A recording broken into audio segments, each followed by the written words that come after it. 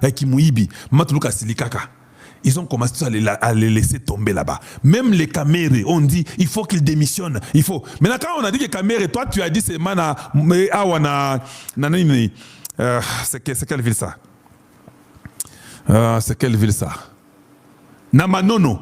Quand on a seulement, tu es venu dire qu'il y a des gens qui sont morts autant de personnes. C'était faux.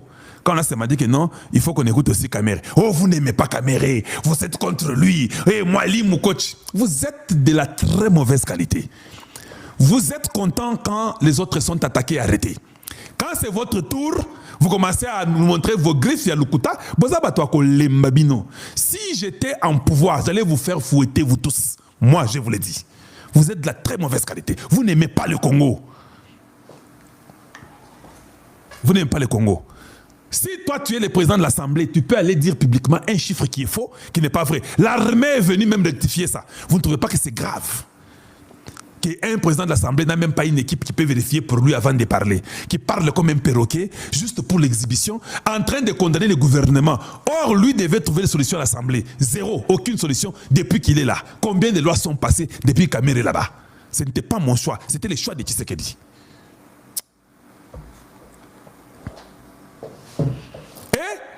Moutamba lobi qui y a ligné mon Mama Toulouka ya ko témoigner pi. Eh, akende.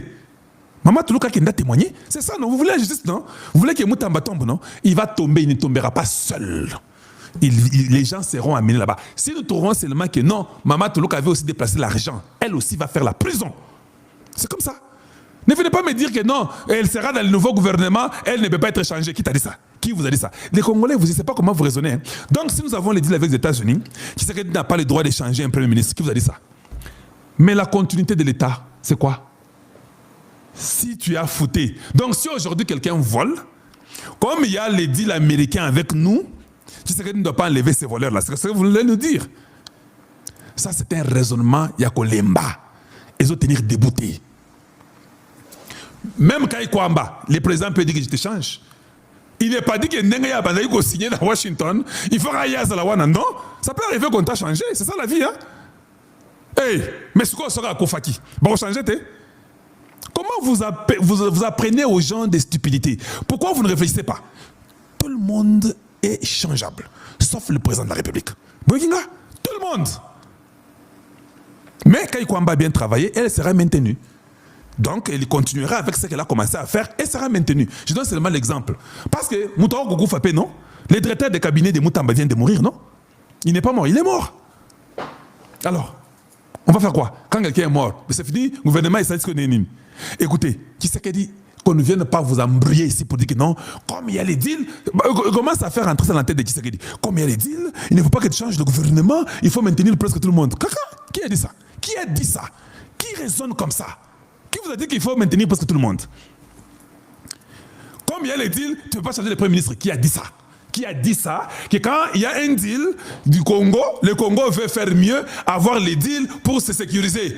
Donc, ne change pas le Premier ministre. Parce que si tu changes, avec les deals, ça ne va pas marcher. Mais tu es fou ou quoi?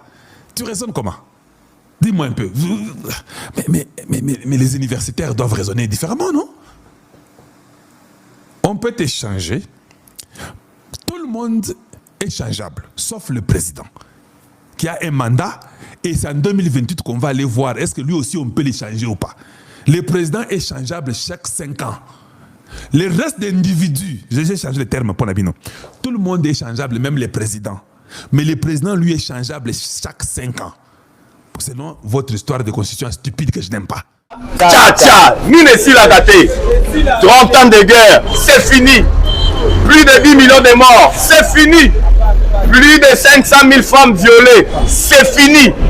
Des sociétés américaines paramilitaires au gouvernement qui ont signé un contrat. Blackwater Maya Moïndo Azanakati, on a sécurisé ba minerai ya Est Mobimba, ya Nord, ya Sud Kivu, ya Ituri. Yango boyoki to bandi émission na tikicha tcha. Donc cela veut dire que la guerre c'est fini.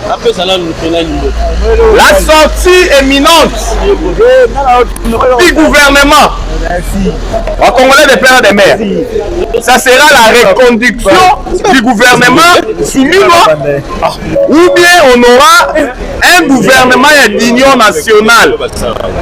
Oyo kosangisa bakongomani nyonso tokoanaliza ngwa na émission na biso ya mokolo lelo. Des arrestations, je dis bien, des arrestations continues au sein de l'armée. Le chef d'état-major Gilles Banza a instruit na ba service nyonso ya mboka aucun officier supérieur akoki kobima na République démocratique du Congo. Oh nazobela bakoswane yo awa apatri, oh kuna prostate bakoswane yo awa. Mais pourquoi cette décision na moment oyo toko analyser yango awa?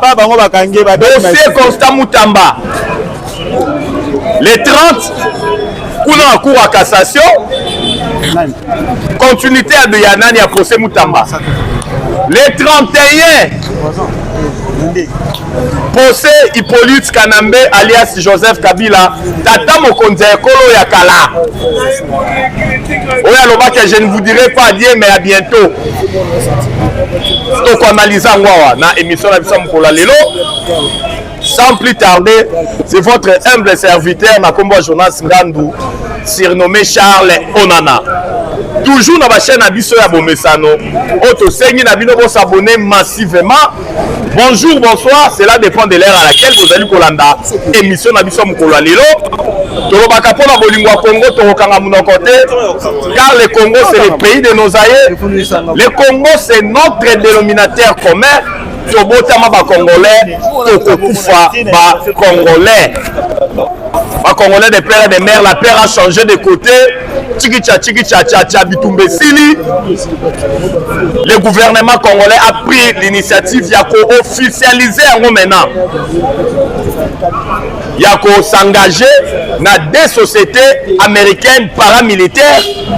Blackwater, Maya Moindo, Oezali Kokamba, mais pas Eric Prince. Il peut signer naïe. On a sécurisé maintenant un minerai à nord, il y a Sud Kivu, il y a Ituri. On doit sécuriser nos minéraux parce que le mal est tellement profond. Il y a un moment le gouvernement congolais na makanisi ya malamu ya tata mokonzi ekolo Fachi Beto mwana elaka alobi TTT. On doit prendre toutes les dispositions pour barrer makanisi ya velléité expansionniste. Oh le sanguinaire Paul Kagame azalaka na yango. Yango bomoni lolenge kani, le gouvernement a s'engagé. On nous signale déjà dans la ligne de front le déploiement massif ya ba Blackwater, Maya Moindo. Oh ezali kokamba mais pas Eric Prince. Malgré Boyokaki, avant-hier, le M23 a pris des localités. Kuna na Masisi. Mais na koyesa na bino lelo, bobenga ki biso partout bobi. Boni masolo ezali koleka kuna na Doha. L'accord de principe a été signé. Mais pourquoi banyanga la carte M23 bazali ko progresser? Toyebisa ki bino boye. Bomoni mangungo M23 bazali ko sala. Eza nyoka basi bakati mutu. Mais kala mingi te mangungu wane kosila po basi bayebi sort na bango. Bayebi sort na bango. Oh le M23 balobi te ceux qui va libérer 700 prisonniers te bango ba okende na Doha te na Qatar te ko assister na 6e round. Non, ba Congolais les pères et des mères. Tout ce qui se passe na Qatar ezo salema sous la houlette ya ba américain. Bango nde baza likolo. Ba américain nde basala ba rwandais. Ba américain nde baza ba parrain ya biloko wana nyonso tout. Les américains ont dit NON Bitumba Est c'est déjà conjugué au passé. Raison pour laquelle Bomoni Lolenge Kani Kaka Ndenge Tolobaka la paix a changé de côté. Yango Bomoni, notre gouvernement a pris toutes les dispositions brassage et mixage à Bohopia. Il y aura bel et bien un dialogue. Parce qu'on ne peut pas exclure un dialogue. Mais pas allant dans le sens, il y a brassage et mixage. Au sein, il y a armée nabisla. On peut accepter intégration sélective. Donc, intégration conditionnée. Oh, il y a pas contre la carte armée, il faut toyer ba moralité na yé. Azana ba crime de guerre, crime contre l'humanité, génocide, Aza Rwandais, Aza Ougandais, Aza Kenyais, Aza vraiment Congolais de père et de mère. Azali vraiment phare de so Azana passion à Congo. Oh, Azana ADN patriotique. C'est ce que nous voulons. Parce que comme on a pacte social quand on a l'Obaka, il y a Basango, pacte citoyen et Hippolyte Kanambe, alias Joseph Kabila. C'est pour nous amener dans le deuxième dialogue. Oyo, et ça là que mon cannabis est dans la chaos. Oyo, ça là est tous à la lélo na armée, oyo, ça caractérisé par la traîtrise et l'infiltration. Raison pour laquelle Bomoni, notre gouvernement a pris toutes les dispositions. Il y a qu'on sollicité par paramilitaires, il y a Makasi na Mokili Mobimba, Babla Kouater. Pangonde Baya qu'on s'installer dans l'Est parce que 30 ans de guerre, c'est fini. Yango Bomoni, Fachi Beton, a saigné na Bakongomani Nyonso, Bola la Ponga bébé, mais tout en restant vigilant. Parce que la vigilance doit être de mise dans l'Est et en Bokanabiso. La sortie imminente du gouvernement, Conseil des ministres à vendredi, les chef de l'État fait si bonne chance. Il y a membre il y a gouvernement, il y a équipe où ils allaient Kambame pas, il y a Madame Judith Toulouka Soumino. Alors, bonne chance. Alors, il y a chef de l'État et Zali Kolaksaïd, Namikolo Zali Koya, dans la semaine Oyo, on aura un gouvernement. Mais on va reconduire l'actuel gouvernement. Par contre, si 6 mois, quelques membres et opposition, ou bien Tokokende vraiment, dans le gouvernement proprement dit, il y a d'union nationale. D'après mes analyses, moi, on aura peut-être la reconduction du gouvernement et Madame Judith Toulouka Soumino. Mais, dans la nouvelle équipe, on a toujours, et pas il y a l'actuel premier ministre. Donc, comment on appelle la figure Moussou en opposition.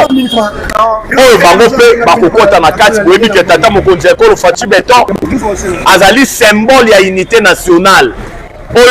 Il faut Azali na velléité toujours ya kosangisa ba Kongomani parce que moment on mboka na biso zali ko traverser et ça moment ils ont senga cohésion nationale et ça moment ils ont senga unité nationale. Yango bomoni le chef de l'État est en train de tenir mort du cul que le gouvernement il faut à la coûte que coûte au rendez-vous. Mais ce que nous voulons en tant que ma analyse dans notre propre gouvernement d'union nationale, oui. Le dialogue entre les Congolais, on ne peut pas Koboya Yango. On doit dialoguer, mais entre nous, les Congolais, pour trouver des solutions idoines, pour mettre un terme na makambuto ezali kolika mboka na biso. Parce que dialogue on est fait dans la soubassement. Ce qui se passe à l'est de la République démocratique du Congo, ce sont des Rwandais. C'est ça la vérité. Ce sont des Rwandais. Sur le Bakanwa, le M23, c'est une coquille vide. Ce sont des patins, bazaba paté, bon, bazaba lilinga pamba. Donc, on a ramené une armée rwandaise. Raison pour laquelle nous sommes na tata mokonzi ekolo lolenge kani alobaki na conseil des ministres à vendredi passé pour accueillir le gouvernement et ça le plus vite possible pour na esengo ya bakongomani nyonso. Procès Constant Moutamba, procès Hippolyte Kanambe alias Joseph Kabila. Le 30 procès Constant Moutamba et qu'on continue pour la cour et la cassation. Vous savez que le ministère public, on est qui représenté par Firmin Vondé, pour la cour et la cassation. Alors, il y a Moutamba détourné. Alors bien que Moutamba avait détourné, Moutamba avait fait ceci, cela. Mais quand Constant Moutamba avait pris la parole, Moutamba lobaki alobi non. Ba détournera mongo yozui. Mais mongo yozui te boni détourné. Voilà qui s'engaille noir sur blanc, pièce contre pièce, et si kanini ngai Moutamba na détournaki. Soki bolaki si, ba preuve komonana. Bon établi maintenant culpabilité dans la vie. Mais le fait qu'il fallait et il faut louer toujours Constant Moutamba parce que Moutamba dérange. Yango moni azoluka toujours de voies et moyens. Oh les autres moni le lenge kani ba Congomani non so ba comprendre que c'est un complot. On veut toujours ternir l'image de Constant Moutamba. On veut toujours humilier. On veut toujours l'incarcérer dans la prison centrale ya Makala. Yango wana ba objectif na bango. Yango bomoni lo lenge kani.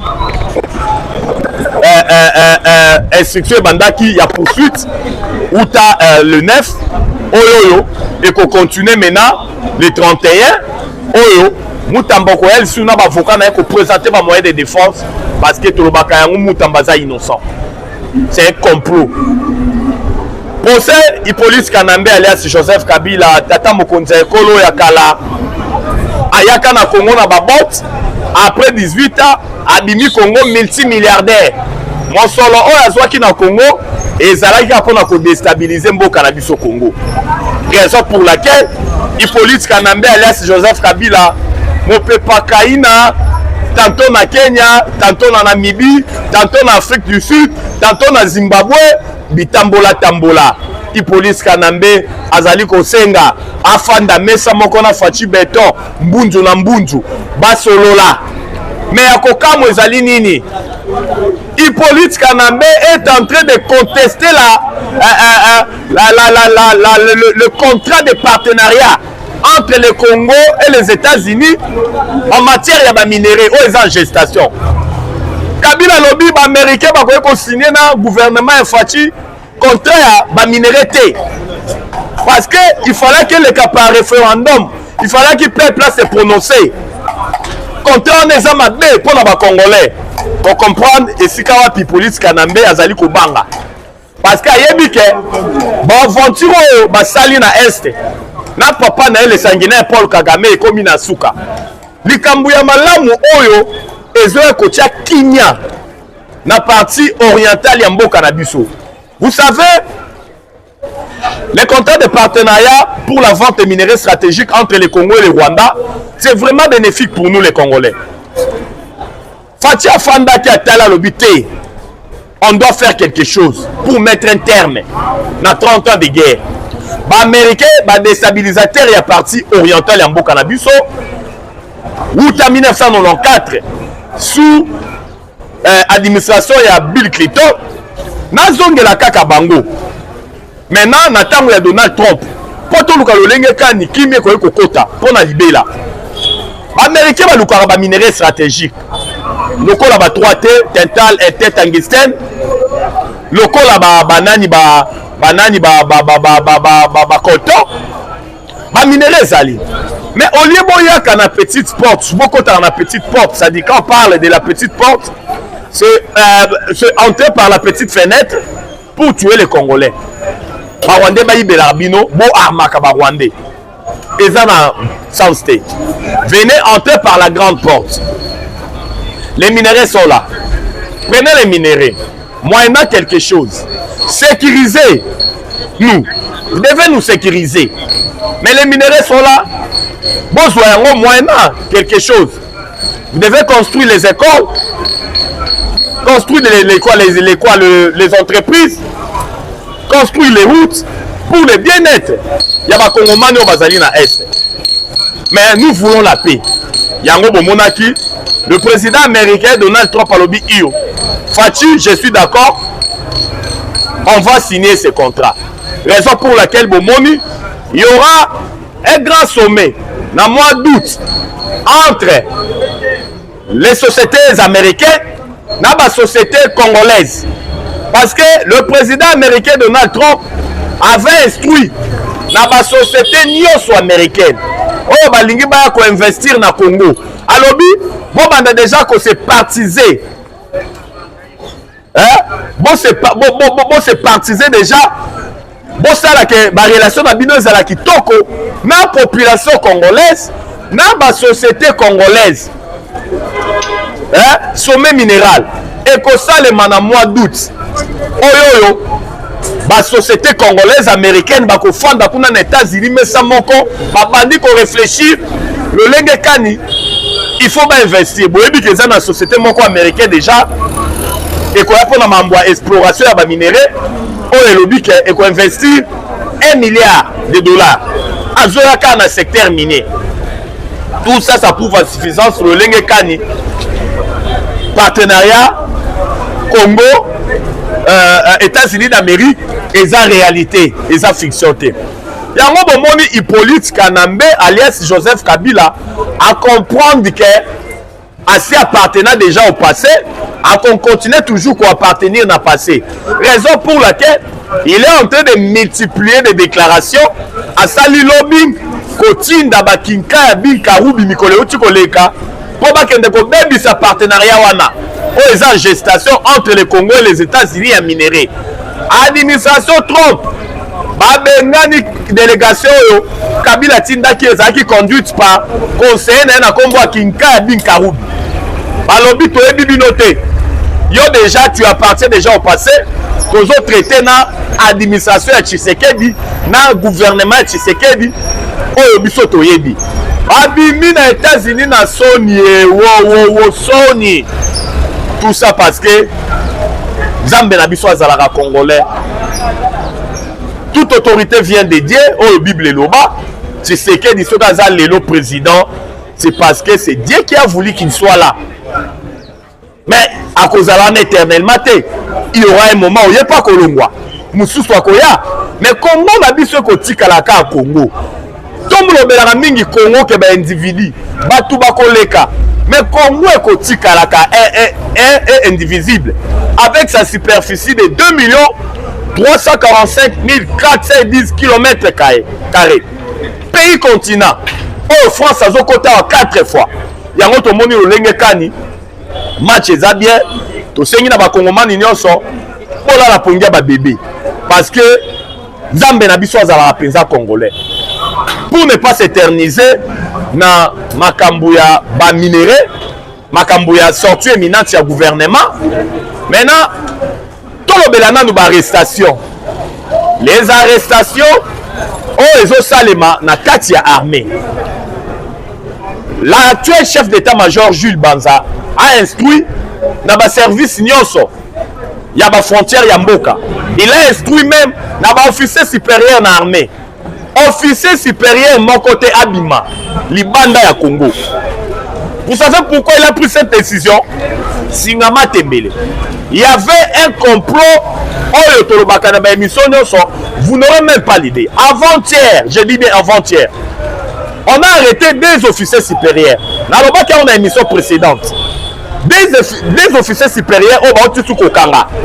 Donc, Singama Tembele, vous n'aurez même pas l'idée.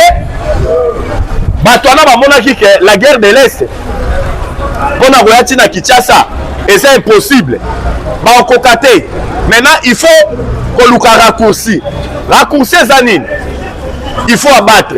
Il faut assassiner les chefs de l'État Fatou Beton. C'est ça, raccourci. Baba dit qu'on corrompre les officiers supérieurs. La plupart des officiers supérieurs, je pèse mes mots, je sais ce que je suis en train de dire. La plupart des officiers supérieurs ont été corrompus. Bazui mon solo. On va continuer à kokanga bango. On officier supérieur mon côté à koki ko bimalibanda ya mboka na biso. Yango to lobakawa. Hippolyte Kanambe a sala pacte di sa onini na ba officier supérieur. Amelana bango makila arasira bango nini. Comment la lolenge kadi tata mokonzi ko Fatou Beton a élevé ba officier supérieur rebelle na grade, misusu ba komi ba général d'armée, misusu ba komi ba général de brigade, ba lieutenant colonel, nani général. Mais comment la lolenge kani traîtrise na trahison ils ont caractérisé bango ils ont sala biso pasi pe mawa. Yango momoni lolenge kani le chef de l'État Fatou Beton Le commandant suprême a pris toutes les dispositions. Fatia Lobby, hein, cette fois-ci, il faut utiliser politique ya Malunga. Oyo azana mbeba, il faut kokangaye. To se peli na ba mesures dissuasives. Oyo tata mokonzi ekolo Fachi Beton azui à l'égard ya ba officier supérieur corrompu. Oyo na moi bazala na Fachi Beton, mais na butu bazala na été. Na moi ya Fachi, mais na butu na politique na mbe, na ba impérialiste, na ba rwandais. Regardez notre armée. Nous n'avons pas une armée conventionnelle. FARDC Bundarloko a une armée conventionnelle. Vous savez pourquoi? À cause des brassages et mixages. Lors il y a dialogue inter-congolais. Et même le gouvernement est plus 4. Il y a un assez plat qui n'a pas commentaire, n'a bino n'a pas émission au salaki samedi. Bino nyoso bolobi, boboyi, lisolo ya basango na SCC. Pas de social et politique kanambe. Voilà que tu bolingo yo kayangote. To sepe là qui c'est ça. Tant que tout le monde a un commentaire na bino et fortifié kabiso et puis ça rabiso vraiment ça y. Pour toi question na ba itandoike ko partager na bino l'actualité de l'ère Yambo Canabiso. Raison pour laquelle Bomoni il y a eu des arrestations en cascade, il y a un officier supérieur au moment où je vous parle Kalaming était monsieur Suboroyo Kabako Kangama parce que il semblerait que mais utilisé conditionnel. Il semblerait que un chef d'état-major, un général, je dis bien un général, a été arrêté. Proche du président de la République, a été arrêté. Donc, où est-ce qui tellement mounene, ils étaient surpris d'engue complot na bangwana ebimi, yankuku ebimi na poissa, kande tolobaka. N'enge complot na bangwana ebimi ba service intelligence bazo sala ndesko musala na bango yango wana eza bongo situation ya ba arrestation o ezo sala le conseil de l'armée pour ne pas s'éterniser na ba arrestation à cascade ezo sala manakati armée nakati ya donc il maintenant na matali économique.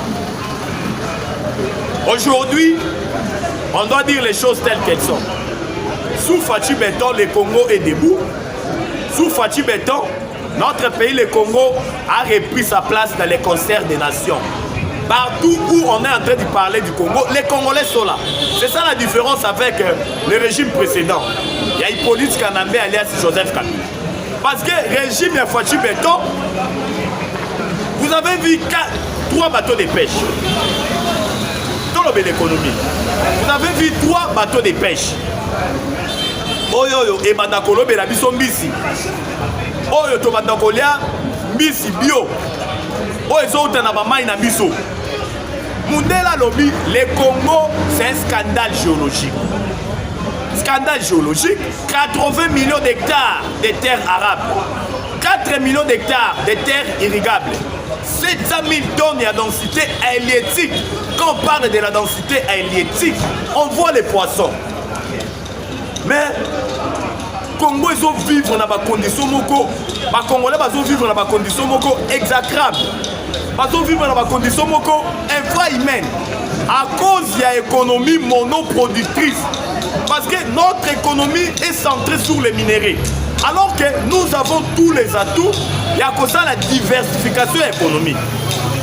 Mais quand on voit seulement les minéraux, mais ça dérange.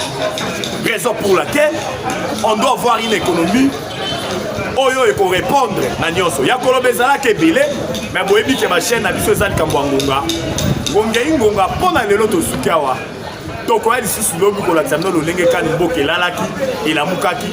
Quand on va répondre à Bolingwa Congo to kanga monokote. Numéro na biso ezali plus 243 89 77 525 44.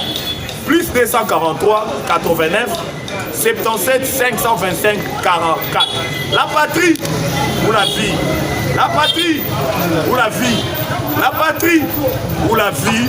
Ou la vie. Nous vaincrons. J'ai dit et je vous remercie. Ciao, à la prochaine.